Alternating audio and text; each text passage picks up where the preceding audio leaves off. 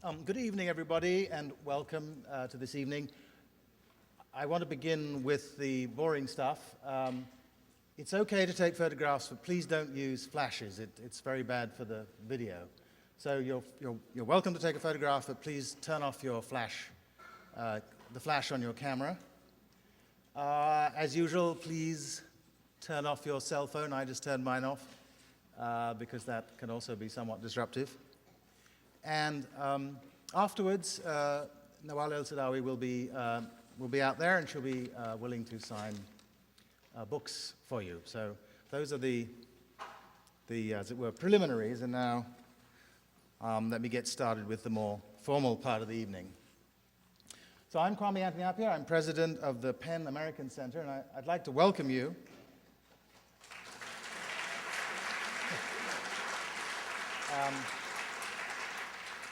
I'll take that to be applause for the Pan American Center. And I'd like to welcome you to the fourth of these Arthur Miller Freedom to Write lectures. PEN's project here and in the other 143 PEN centers around the world is to sustain and protect literary culture in each of our countries and regions. And this evening's lecture honors the name of a distinguished PEN member who was also one of our most devoted supporters of free expression. What's more, we do so in the context of our PEN World Voices Festival, thus uniting two of PEN's guiding aims, to bring writers and writings across borders in ways that enrich all of humankind, and to support free expression, freedom of expression around the planet. Today's speaker has faced imprisonment and the threat of assassination for her outspoken defense of the human rights of people, but especially of women, and especially in her native Egypt and in the African and Arab worlds in which Egypt is embedded. She knows what it is to have your rights of free expression trampled upon. She's also one of the major women writers of our time, whose many works in Arabic have been translated into scores of languages, from Spanish to Swedish, from Turkish to Thai, from Italian to Indonesian, and the list is very long. Dr. Nawal El Saadawi was born in the village of Kafra Takhla, she'll tell me if I got that right, on the banks of the Nile, was educated at Cairo University, graduating in medicine in 1955 and specializing in psychiatry, and rose to be the Director General of Public Health in the Egyptian Ministry of Health. But from the very beginning of her medical career, and from before, she was already a writer, and she told me to make it clear that that's what her primary identification is, as a writer. Writing fiction, and in fact her first short stories were published in 1957 as I Learned Love, and were followed swiftly a year later by a novel, Memoirs of a Woman Doctor. In an essay on writing and freedom of hers, which I read, which was published in 1993, she wrote, in a translation that is due to Amira Nawaira, "From the moment the world of writing opened itself before me, I started to follow a route that was drastically different from the one preordained for me before birth." Since these books, she has written more than a dozen novels, scores of short stories, 3 plays at least, and memoirs and autobiographical works, including Memoirs from the Women's Prison, which recounts her experience as a political prisoner under Anwar Sadat in 1981. It is an extraordinary contribution to the genre of the prison memoir, for which, alas, the last century has provided too many occasions. A decade later, she was effectively exiled from Egypt for a few years when her life was threatened by Islamists. So her free expression has been denied both by the Egyptian government and by its most strenuous opponents. Among her best-known works is the 1979 novel Woman at Point Zero, which is based on a prison encounter with a Cairene prostitute awaiting her death sentence for murdering a pimp. Throughout her life and her work, El Saadawi has championed the rights of women, and she's one of the leading opponents of the practice of female genital cutting, FGM, female circumcision. There are many debates about what we should call it. Her feminism has expressed itself not only in her writing, but in her work for the health ministry, as a psychiatrist, and as an activist. She's the founder and president of the Arab Women's Solidarity Organization, which was banned for the first time in 1991, and she's co-founder of the Arab Association for Human Rights. Dr. Nawal El Saadawi has received honorary degrees on 3 continents and many literary prizes. In 2004, she won the North-South Prize of the Council of Europe. In 2005, the Inanna International Prize in Belgium. I could continue with the recitation of her honors, her works, or her activities, but instead, I'll ask you please to welcome Nawal El Saadawi.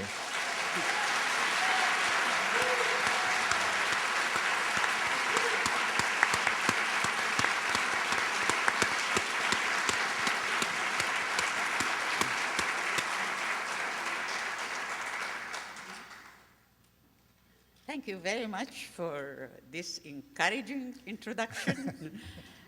And I am really happy to share this conversation this time with Anthony. I just met him 2 days ago, and we became friends. You know, I suspect that happens a lot. Sometimes you meet people, and you are never friends. You can live with them in the same room, in the same bedroom, and they are strangers. And sometimes you meet people in conferences like that, and you become friends. That's creativity. Creativity is not just writing. Creativity in human relationships, in friendship, in love, in all that. We cannot separate, because some people think creativity is just to write, or the freedom is just freedom to write. In fact, I cannot see you, and this is inequality. Because you see me, I cannot see you. So can we see each other? This is one of the major problems of conferences, that we are up and you are a little bit down. We are in the light, you are in the darkness. And it is very difficult for me to speak when I don't see the eyes of people, when I don't see their faces, because I am inspired by you, by your presence.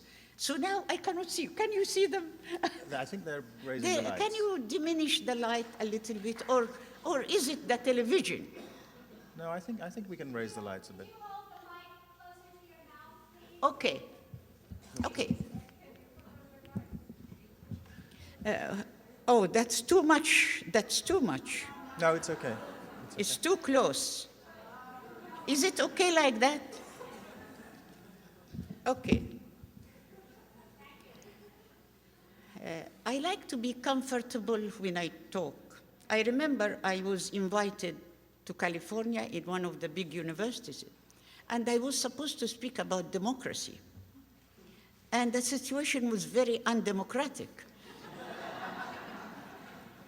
Because we were sitting very up, maybe higher than that, in a very, and where, what they call position or positioning is very important. How we sit, how we talk to each other is very important. And equality is important in dialogue. But anyway, I am supposed to speak about the freedom to write. But is the freedom to write separate from other freedoms? Economic freedom, political freedom, sexual freedom? Here you have the free market everywhere. Is the free market really free? Because the word freedom, sometimes very misleading, sometimes it's an illusion. You know, you feel free, but really you are not free. It's like when I ask women who are veiled, why you are veiled? They say, we are free, we chose the veil. I ask women who put makeup, and the makeup is another veil, I call it postmodern veil. I ask women why you put the makeup, they say, we are free. Or women who are naked in parties and they show half of their breasts. I ask them why you are naked, they say, we are free. So freedom to dress or freedom to undress, freedom to be veiled or not to be veiled or to be naked, this is not freedom. This is an illusion. This is really an illusion. And the freedom to write, I haven't seen really in any country freedom to write or freedom to express ourselves. There is subtle censorship in the United States. Of course, the censorship in Egypt is very crude and harsh and visible. But here, maybe the censorship is more dangerous because it's subtle and invisible. It's very invisible, and it's embedded in the most sophisticated freedom to write and express, and it is in the big media and in the big academia. So I am very cautious when I speak about the freedom to write. That's number one. Number two, I think we live in one word, not three words. I am very much against the word third word. They ask me, are you a third word? You come from the third word? This is an insult to me. I am not from the third word. And this country is not the first word. Because when you have George Bush that go to Iraq and kill people, this is not a first word man. So we have to be we should not use this language. This is very colonial language, but we use it in our writing. Like the word post-colonial. In the academia, they say post-colonial, as if we finished colonialism. We are in the neo-colonial period. Also, the Middle East, they say I am from the Middle East. Every day I hear the word Middle East, and it's an insult to me. Why? We were named Middle East by the British colonizers. So Egypt were middle relative to London, and India was the far east relative to England. So we were named by our colonizers relative to them. So now when I go to London, from Egypt to London, I say I'm going to the Middle West. Okay. When I come to the United States, I say I'm coming to the Far West. You laugh. You are laughing about a ridiculous language, but we use this ridiculous colonial language every day in our writing, in our academia, in the media, and nobody laughs. So we have to change the language in order to be free, because if we cannot change the language, we are not free. We are dominated by the big powers in the academia, in politics, in economics, in religion. I'll come to religion. In fact, I'm supposed to be brief because, because I would like to have a dialogue and conversation with Anthony and maybe hopefully with you, but maybe we'll not have the time. Anyway, so what I would like to say that,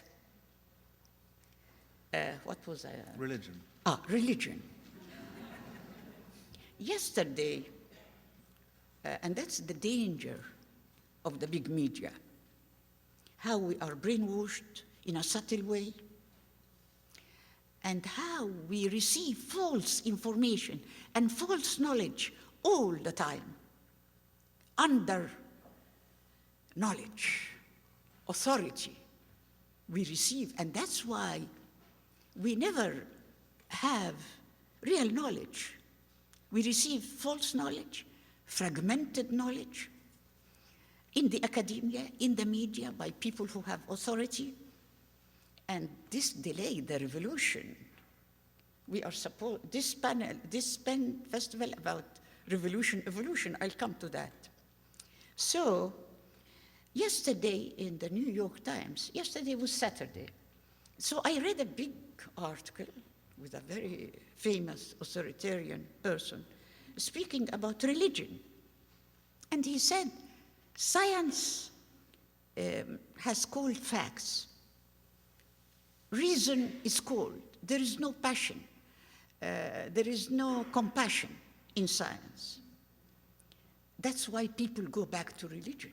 In fact, he doesn't know even political analysis, because my political analysis, or the political analysis of many people, for this backlash, going back to religion, has nothing to do with passion or compassion, or that we lack passion and compassion in science. It's political. Bin Laden and George Bush are twins. You know, they needed each other. The whole problem of religious fundamentalism and going back to Islamic fundamentalism or Christian fundamentalism or Jewish fundamentalism, it's political, it's economic.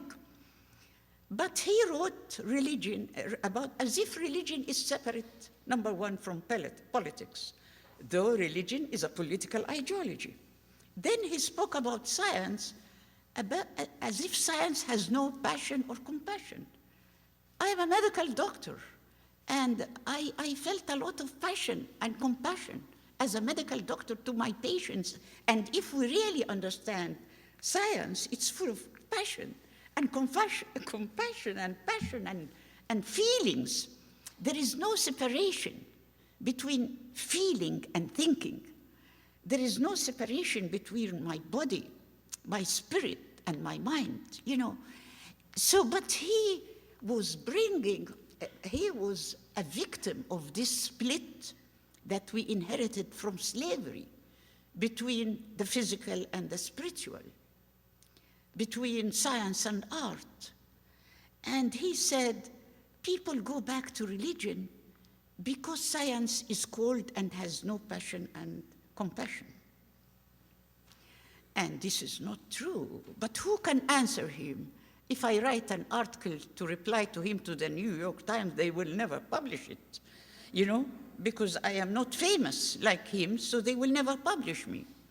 So the problem with writing is that the freedom to write can veil the mind and can do the opposite, can unveil the mind and lead to real knowledge and real understanding of the dynamics in the world.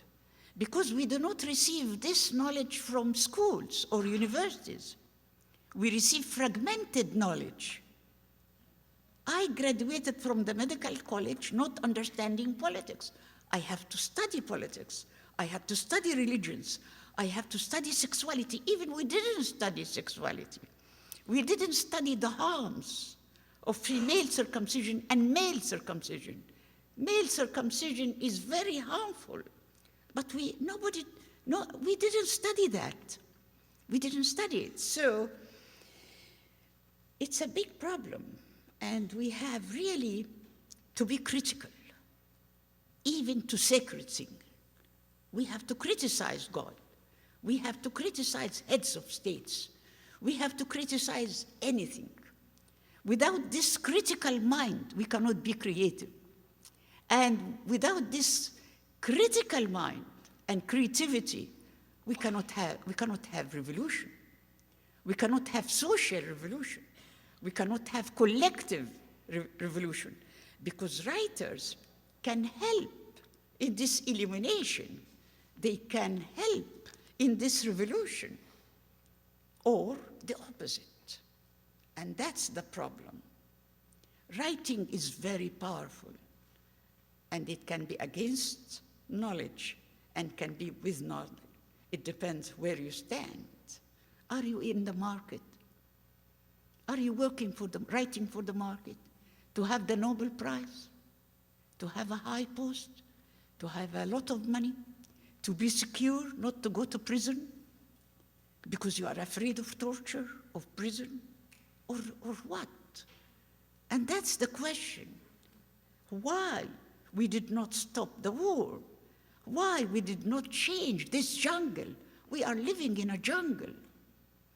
When a country, a superpower, a big country go to another smaller country and invade it, as Palestine was invaded, as Iraq was invaded, as Afghanistan is invaded. When we live in such a jungle, and then you don't expose it, and you don't challenge political taboos, sexual taboos, religious taboos, and go to prison. Yes, go to prison. What's going to happen? I was happy in prison. Because we are living in a big prison. We are not free. We think we are free.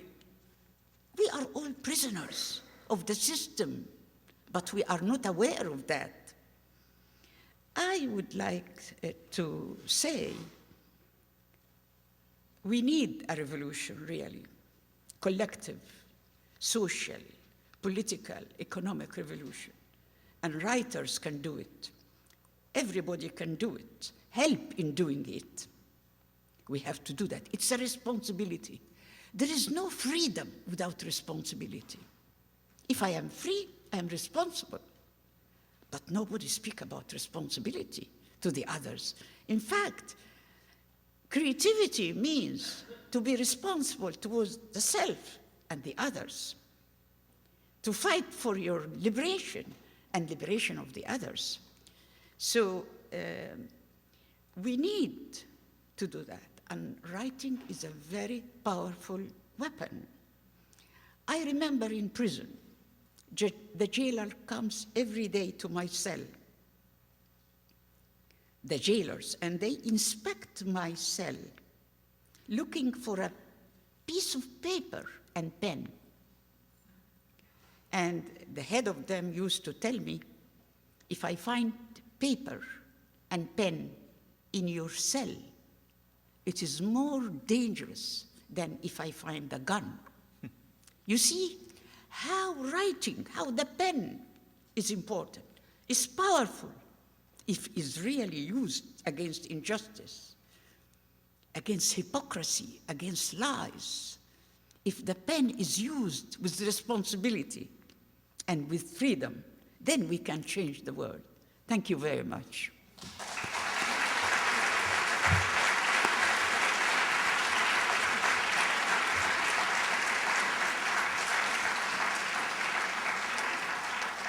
So you've written about many things, you've done many things, and so we could talk about many things.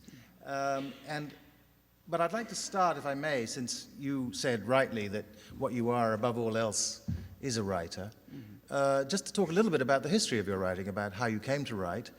You grew up between a small village on the bank of the Nile and your grandfather's house in Cairo, so you went back and forth between the city and the country, in a country where a lot of young women in your village wouldn't have had a good education. You say that the fact that you became a medical doctor was partly the result of your father's decision, not yours. He wanted you to be a medical doctor. That was also rather unusual. So there must have been something unusual about your family to explain some of the unusual things about you. Yes, exactly. I had a problem with two things in my childhood. I had a brother who was older than me, and I was better than him in school and at home. I worked in school and I worked at home. He played in school and at home because he was a boy. But just because he was a boy, he had a lot of privileges, though my parents were relatively liberal and they sent me to school. My cousins didn't go to school in the village.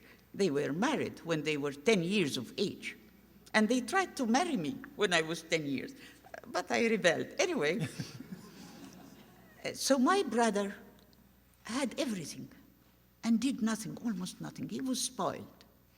So I asked them why, my parents and the family, why this is happening.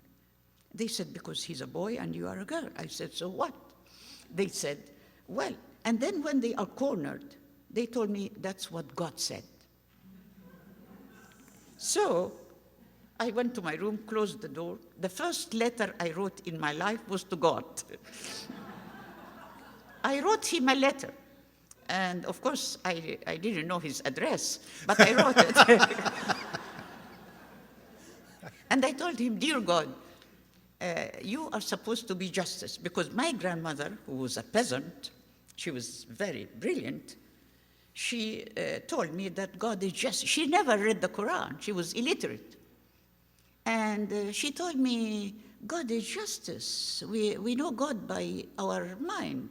ربنا هو العدل عرفوه بالعقل. So when I was 5 years, I understood God as justice, symbol of justice. That's all. full stop. He's not a book, he's not the Quran.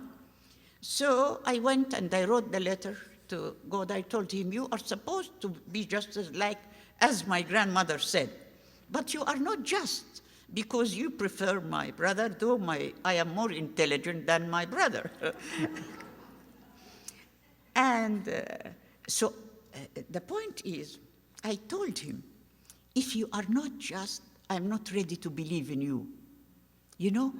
And this, and this is, I'll tell you, this is the mind of all children.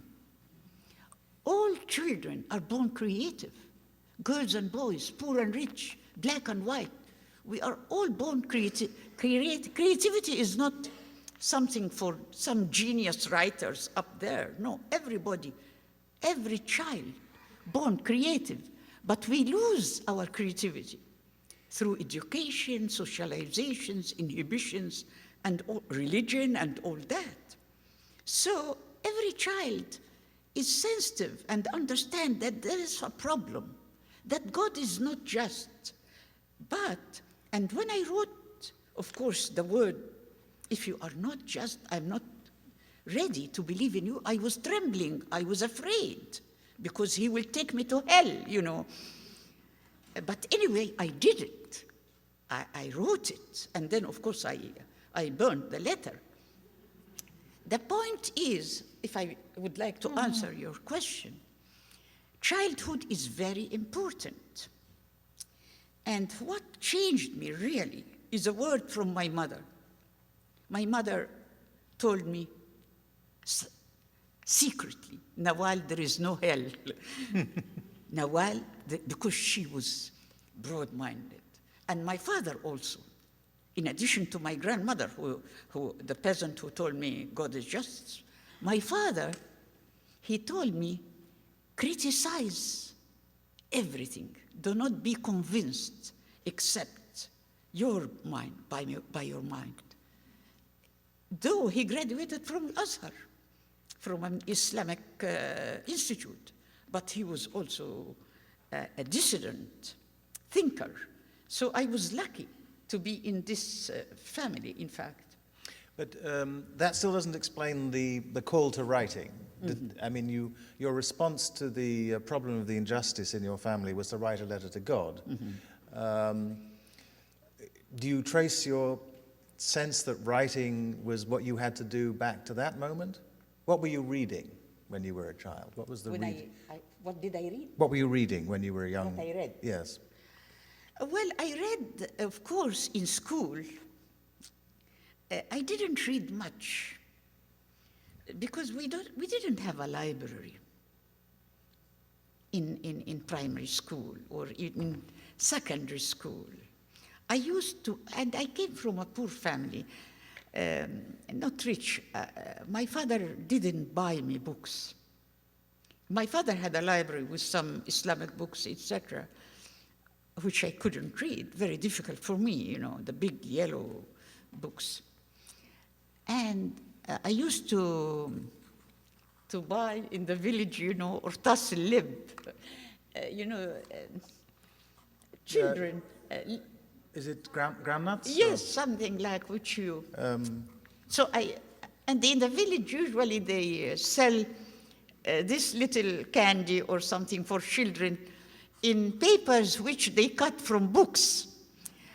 So I used to read the paper. After I eat the candy or something, I read it I was very hungry for knowledge, but I didn't find books in the village. That's why a few years ago, I established a library in my village for children to read.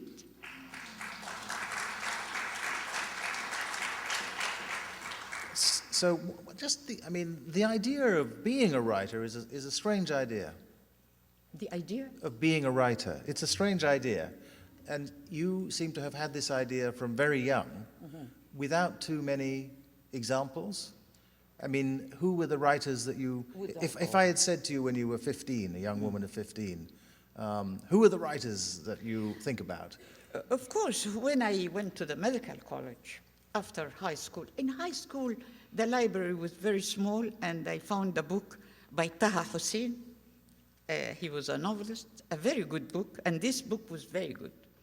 And in fact, Taha Hussein was one of the writers who, through his book, encouraged me to write. Mm-hmm. And then when I went to the medical college, of course, I started to read more and to have more books and to have discussions. And so my life opened up in the medical college.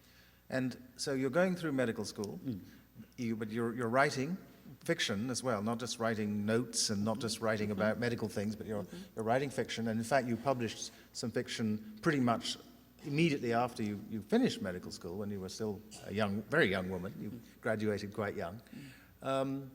Did it occur to you that one possibility was just to stop all the medicine and just live as a writer, or was that not a possibility? No. I started writing since I was a child. As I told you, the first letter to God, and then I wrote many other letters to authority people in school, and I was really very challenging the authority at home and in school, and I was always feeling that there is something wrong in school or in the street. Because in the street, when I used to walk, the boys used to throw stones on me because I was a girl, you know.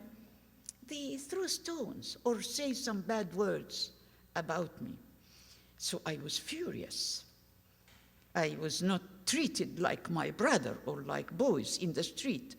In school, the girls who came from higher classes, from rich families, they were treated much better than us, girls coming from poor classes. So I was angry. And that's why I was very class conscious when I was young.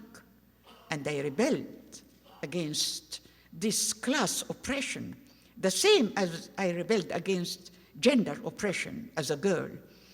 So, but when I studied medicine, in fact, it was very important because writers should study science and medicine, and especially should know the body, should dissect the body. I felt a lot of pleasure in dissecting the brain to understand, to see this heart, because usually as a writer, I used to write about love stories and how we love by our heart. So I wanted to see this heart, how the heart looks. And then I made a combination or a link between the heart and the mind, and the spirit and the mind. And that's medical education, though it lacks many things, but it illuminated me to facts and to the reality of the body, the reality of the flesh, and also seeing death every day and seeing people die every day. I started to link death to life, because death is part of life, and the spirit is part of the body. So in that way, I understood the human being much more than if I didn't study the body. And the conclusion is that facts and fiction are inseparable. Mm-hmm. In fact, when somebody tell me, oh, you are a medical doctor, why do you write fiction? I say there is no separation between facts and fiction. Like there is no separation between the physical and the spiritual, you know? Mm-hmm. They are one. So, at what point did you change your response to the problem of being a woman in your society from writing to God about it, from what? From writing to God to organizing, to saying, look, we women have to organize, we have to... Yes. Was there some event that precipitated that for you, something that happened that made you think, really, we have to do something about this? I can't just complain about it, I have to act? Yes, exactly. I felt that as an individual, I am vulnerable. They can shoot me. My name was on the death list for years. They put me in prison. They can eliminate me in a minute as an individual. But if we are a group, and that's the revolution, that's the meaning of revolution. Revolution is collective, social revolution. It must include the majority. And that's why we did not stop the war. Why we writers and intellectuals and socialists and feminists and progressive men and women, we went in the streets demonstrating against the war, but we didn't stop the war. Why? Why? Because of this individualism, and it's embedded here, the pragmatism, individualism, that we are imprisoned in the individual. But the collective is important. How to link the individual elimination with the collective elimination. And the revolution will start when the majority are eliminated. Number one, there is a mechanism of the revolution. Number one, awareness. When we start to know, then when we start to act, then when we start to be collective. Because if I revolt as an individual, I do nothing. If I am eliminated as an individual, I do nothing. Even if I am a very progressive writer, my effect is very small. But really, when we organize, and that's why I believe in organization. In fact, we have two major objectives in our association, the Arab Women Solidarity Association. Number one, to unveil the mind. We as writers, not only writers, we have to unveil, to help in unveiling our mind and the mind of others. And this by seeking knowledge, by having the courage to speak up our mind. We may be wrong, and then we learn from discussion, from different opinions, but we have to speak our mind and pay the price, because freedom has a price. Freedom means responsibility. You have the price of creativity. You have to pay it in order to do it. Nothing without a price. So our major one objective in our association is to unveil the mind, to re-educate people and to re-educate the self, to undo what education did to us, to undo what religion did to us. We have to work on that individually and collectively. And then the other goal is to organize. When the majority start to have irreversible, true knowledge of what's happening in the world, there will be a social revolution. So I'm interested in how you actually have done this worked on this in Egypt. We know you in part as a major campaigner on the question of female circumcision, female genital mutilation. How did that start? And where are we in that struggle in Egypt today? Of course, dictatorship in our countries, like Sadat and Mubarak, are supported by dictators here. We cannot separate between local dictatorship and global dictatorship. And they are one, and they oppress us. When I was in prison, we didn't hear any voice from the United States authorities. Though when some other writers who work with the government and they are in prison, you find them in the media, in the New York Times, in the CNN, and everybody asking for their liberation. But when really dissident writers, real dissident, creative writers are in prison, the global powers are silent because they support the local powers, the local dictators. Some people think there is democracy in the West or in America and Europe, which is not true. Because maybe you have some freedom here, some democracy, but it's very limited. You must have a lot of money to be elected president here. If you don't have money, you cannot be Barack Obama at all. You cannot. So democracy is limited. And also dictatorship is subtle here. In our region, dictatorship is very visible. But here, dictatorship is more hidden. But they are connected together. And that's why when our association was closed down, our association was closed down in 1991 because we stood against the Gulf War. So we didn't hear big voices or the American authorities or the global powers say why you closed this association. So the problem is we are not really oppressed by our local regime only. We are oppressed globally and locally. And in fact, you cannot separate the global from the local. Now they used one word, glocal. Glocal means it is, they are connected. The other thing is, of course, it's a struggle. It's a continuous struggle, but we are winning. I'll give you good news.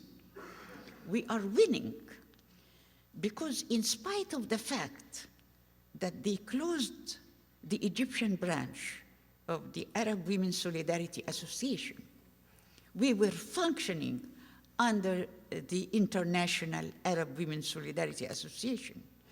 And we organized 7 international conferences, many of them in Cairo. And I'm going back to Cairo because I won the case against the government and against the fundamentalists just a few months ago because they wanted to take my Egyptian nationality from me because I wrote a play, just writing a play. So they took me to court and they wanted to rob me of my Egyptian nationality. But I was lucky because there is a movement now in Egypt and among the judges that are against fanatic fundamentalism, and they are very critical of the link between the local government and neo-colonial powers in the White House. And those judges, through those judges, I won my case. So, in fact, the struggle is going on, and there is a movement in Egypt, like in any country, forward, and there is a movement backward. And I'm going back to Egypt now, after winning my case, and organizing the 8th International Conference of the Arab Women's Solidarity Association. So that's why I'm optimistic, I'm optimistic. I feel maybe we are beaten sometimes, but we come forward. We are beaten, we go backward, and then we come forward. But you have great confidence in the people in Egypt, and you think that if they were given a clear picture of the world, they would develop a democratic society, a society in which women would be equal, and in which there would be no female circumcision and no male circumcision either.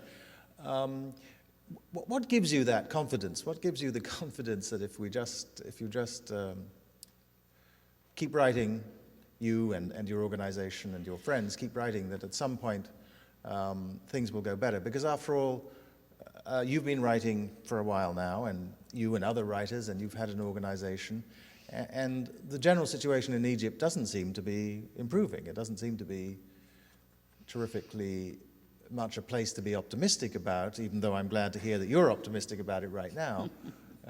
So I'm wondering what gives you this confidence in the revolutionary potential of the people, if I may put it that old-fashioned way.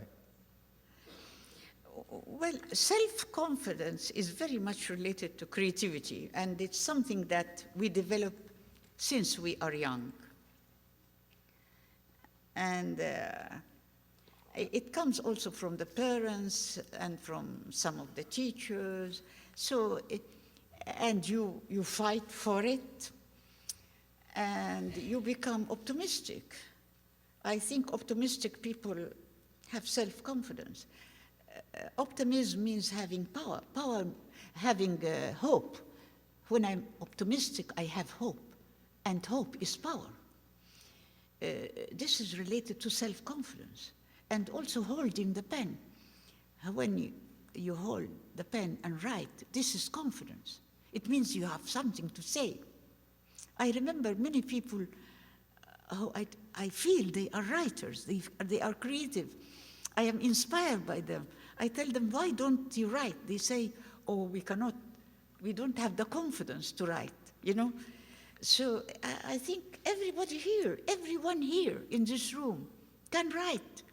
Writing is like talking, like breathing. It's something natural. Writing is not something related to a few genius people. Everybody can write, but they don't have this confidence is robbed of us when we are young, and we have to keep it and develop it so that we can do it. So I am optimistic, and even in prison. I was in prison, and everybody, my friends in the cell, were crying and saying, oh, you will be killed. And this was under Sadat, and I was optimistic. In fact, I didn't have any reasonable, but it's not a matter, it's not a matter of the cortex, you know, the superficial cortex. I believe in reason, but real reason, because some people say reason or logic, as our friend in the New York Times who said, reason has no passion. No, reason has passion. But sometimes, through education, reason becomes superficial, only in the cortex, you know. So it doesn't really.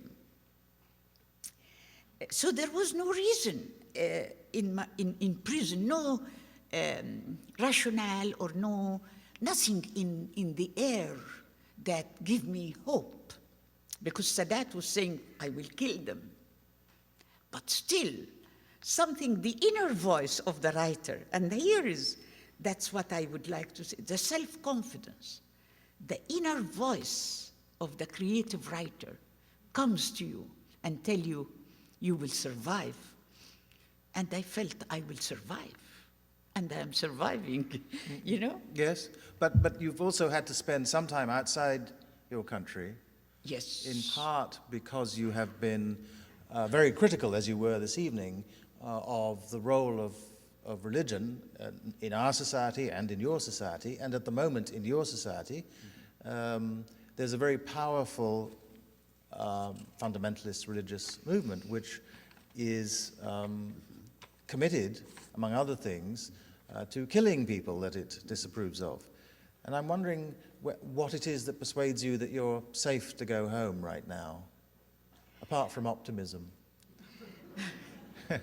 which I'd like to share. Because there is no safe place. There is no safe place, number one. You know, I can have a car accident or the plane. You know, for me, I developed, maybe because of my medical profession or something, I feel that death and life are one. I'm not afraid of death. Death is very beautiful, in fact. We are brought up to be afraid of death. This is part of religion. You know, that's how we are. The fear of death is the major cause that writers do not have the courage to write what they think. And there are a lot of religious taboos everywhere, even here. You cannot really criticize Christianity or Judaism. But of course, you have freedom, much more freedom than us. If I wrote a play called God resigns at the summit meeting. And I spent 10 years of my life comparing the Quran to the Old Testament, to the New Testament, to the three holy books, 10 years. I studied them thoroughly. I went even to India and studied the Gita because I wanted to understand the word of God. What's that? What God says. And then I discovered that those holy books are full of contradictions, racism, hostility to women, hostility to the other, the stranger, the infidel, double morality, morality for men, morality for women. I didn't find morality, real morality, in religions, all religions. I didn't find freedom to think or to criticize. I felt a lot of hostility to the other. You have to kill the infidel in all religions. So I started to write. I started to express what, because knowledge is irreversible. I cannot go back and abolish my knowledge. The problem, I would like to say that what I noticed, and this is a big problem now, political problem, that nobody criticized Judaism or Christianity. They criticize only Islam. And I wrote about Muslim women in the market, how women writers, Muslim women writers, who attack Islam only, they become rich and known and they are everywhere. So attack Islam is easy. Just attack Islam and your book will be everywhere. And we have to be very cautious of that. This is the fashion. It's very easy.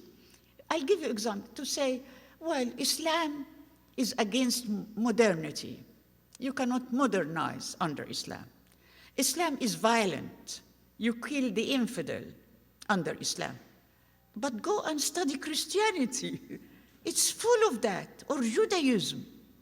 Even, just remember the recent history in Serbia, how the Christians killed the Muslims under Christianity. Because some people say, well, Christianity is very pacific.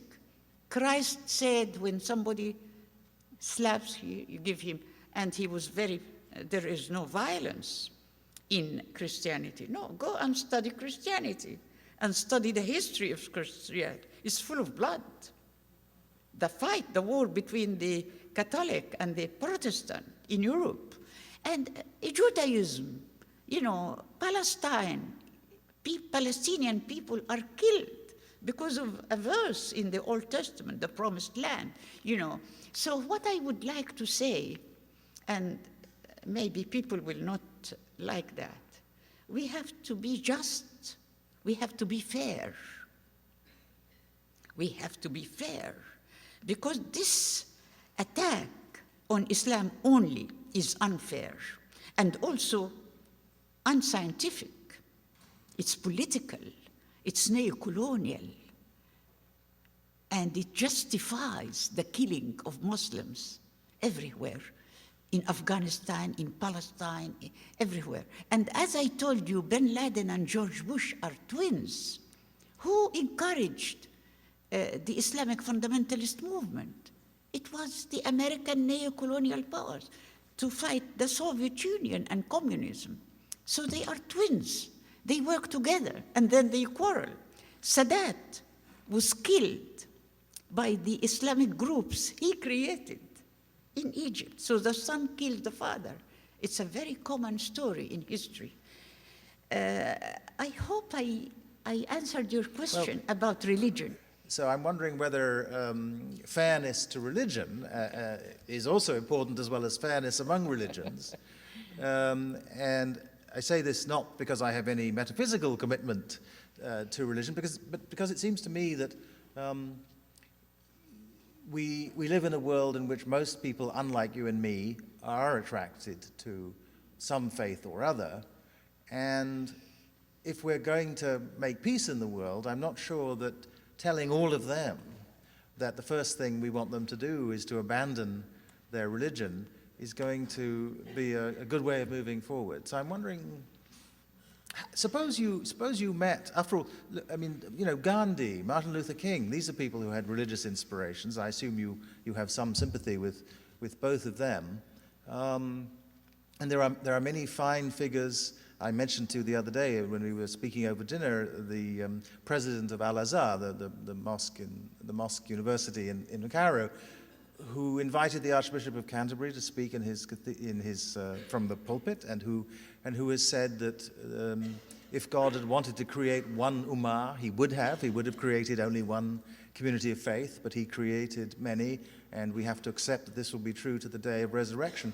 I find myself resonating with the words of that religious figure, and I wonder if, though many bad things have been done in the name of religion, we should remember that many bad things have been done in the name of irreligion too. Stalin, Hitler, Pol Pot, not very religious, any of them.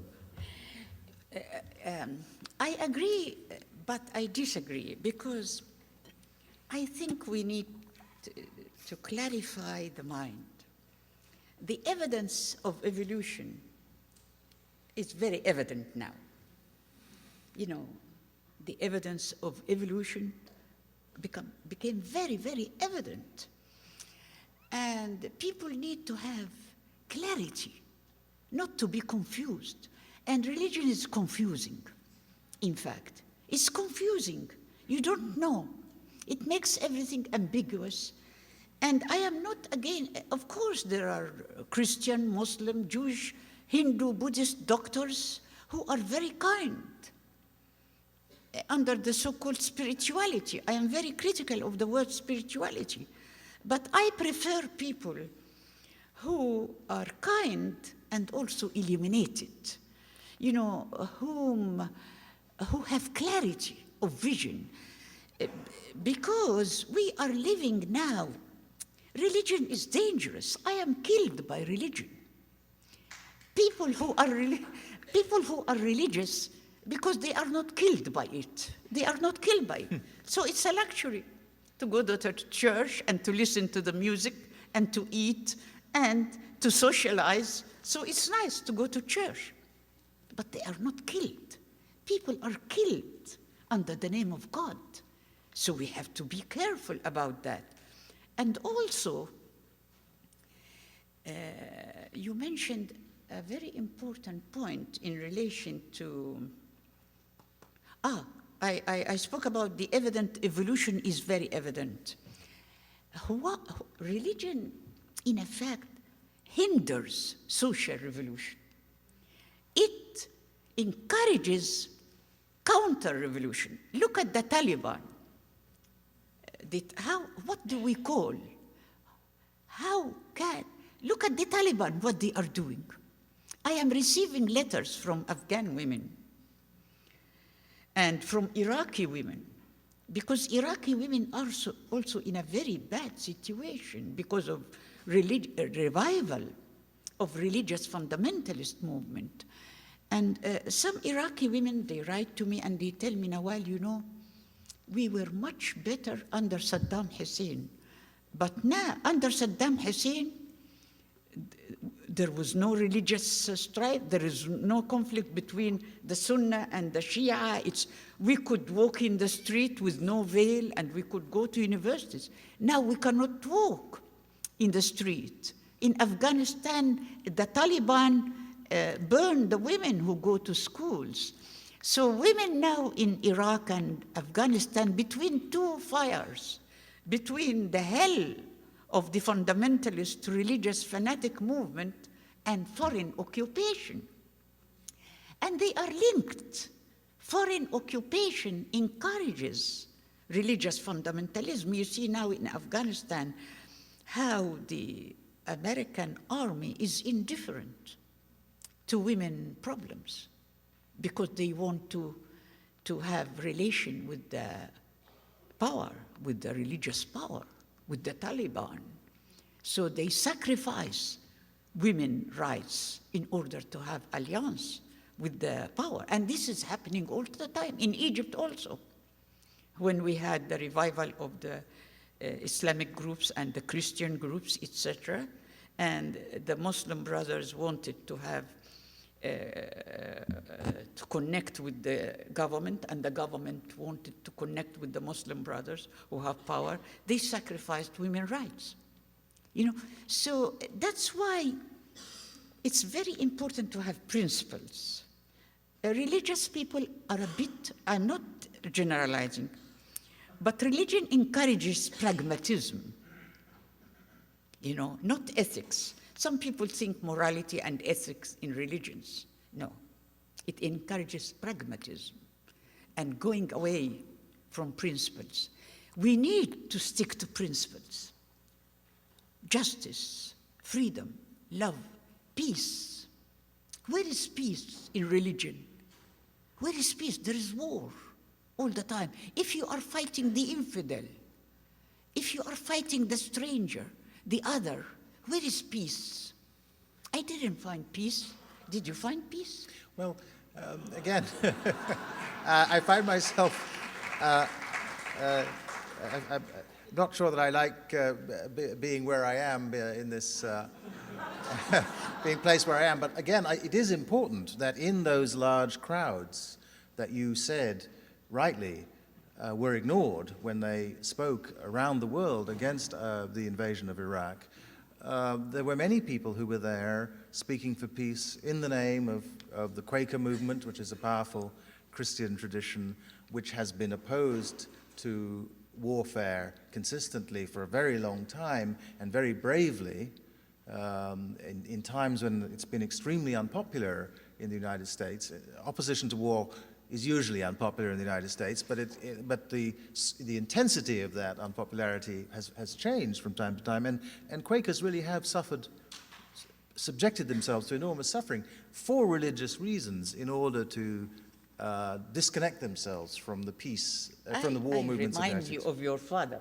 What happened to your father with Nkrumah, you know, in Ghana?